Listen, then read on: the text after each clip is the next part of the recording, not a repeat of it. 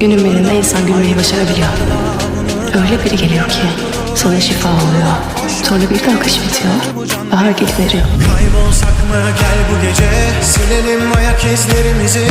Cennetten bir köşede kimseler bulamasın bizi. Savrulsak mı gel bu gece, bilelim hislerimizi. Seyretsen öylece, ben sarar sarmaladım bizi. Kaybolsak mı gel bu gece, silelim ayak izlerimizi.